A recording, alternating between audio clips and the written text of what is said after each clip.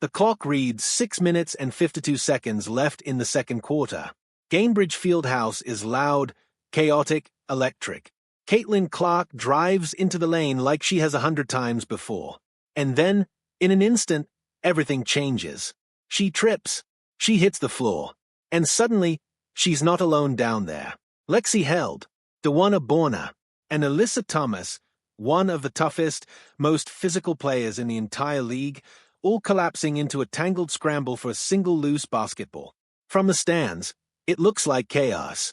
From the broadcast angle, it looks like nothing more than a pile-up, the kind you see a dozen times a game. But then the replay rolls, and what it shows sends a shockwave through the entire basketball world. A fist, driving directly into Caitlin Clark's throat. No whistle, no flag, no foul call of any kind. Just Alyssa Thomas rising up off the pile, stepping over Clark's body like nothing happened at all, and the game rolling on as if the single most alarming moment of the entire WNBA season had simply evaporated into the noise of the crowd. But it didn't evaporate, because cameras don't forget. And in the age of slow-motion replay, split-screen zoom, and millions of fans dissecting every frame in real time, there was no version of this play that was ever going to just disappear. Here's what makes this moment so explosive. This wasn't some throwaway regular season matchup between two teams nobody was watching. This was Caitlin Clark, the most talked about, most polarizing, most economically influential player in the history of the sport, going down in a heap, seemingly targeted, in a building she calls home. And the players who landed on top of her didn't just brush against her. One of them, deliberately or not, drove a closed fist straight into her neck. For a moment, nobody knew what would happen next. Would the league look away, the way critics claimed they had before? Or would this finally be the line that couldn't be crossed? The tension didn't end there, because just minutes into the second half, Clark quietly exited the game. Not with a bang, not with a dramatic collapse, just a quiet walk to the bench, holding her back, her night over at 19 points and 8 assists in barely 20 minutes on the floor. The Fever would go on to lose 111-109, a nail-biter that should have been the headline. Instead, the score barely mattered, because everyone, players, coaches, fans, reporters, was fixated on one single question. What happens to Alyssa Thomas now? Fever head coach Stephanie White wasn't waiting for anyone else to ask it. She marched into her post-game press conference and let the frustration pour out, raw and unfiltered. She called it egregious. She called it utterly disrespectful. She said her superstar guard had absorbed not one, but 2 cheap shots that night, and that the officiating crew had let both of them slide.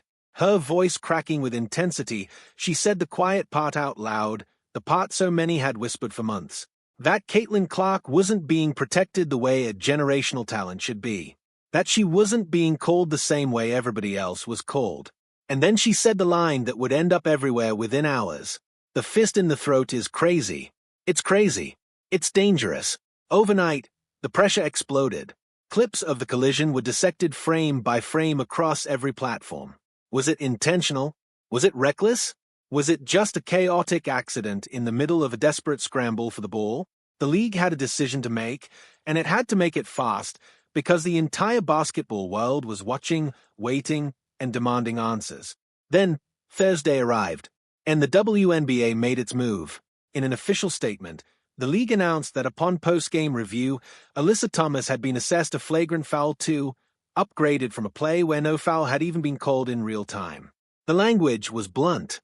Reckless contact, fist, throat area, non-basketball act. The consequence, a 1-game suspension, plus a fine. Thomas would sit out the Mercury's very next matchup, on the road against the Toronto Tempo, forced to watch from the sidelines as her team tried to build momentum without her.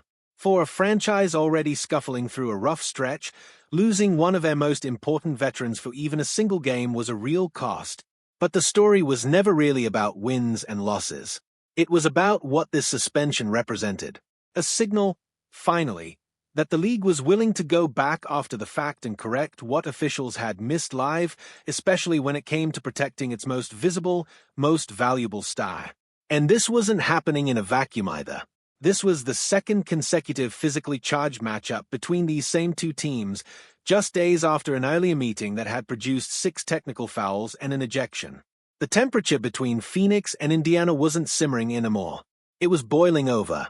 And Clark, whether by circumstance or by target, kept finding herself at the center of it. This wasn't even the first time the league had gone back and upgraded a foul against her after the fact. Fans immediately pointed back to her rookie season, when a hard check from behind had also been reviewed and reclassified only after the damage was already done. To her supporters, it painted a troubling pattern. A superstar absorbing hit after hit, with protection always arriving one step too late. Thomas, for her part, didn't stay silent either. In the days that followed, she pushed back publicly, revealing that the fallout had spiraled into something uglier.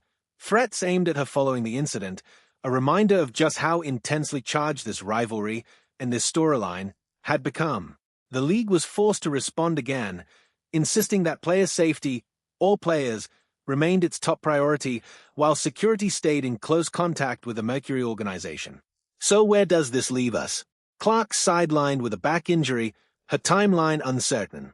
Thomas suspended, fined, and facing backlash far beyond the basketball court. A coach who said the quiet part out loud. A league forced to publicly reckon, again, with just how physical this new era of women's basketball has become, and whether its biggest star is being protected the way her value to the sport demands. One thing is certain. The two teams meet again in just a matter of weeks. And after everything that unfolded, after the fist, the fallout, the suspension, and the threats, nobody, not the players, not the coaches, not a single fan watching from home, believes for 1 second that this rivalry is finished simmering. If anything, it's just getting started.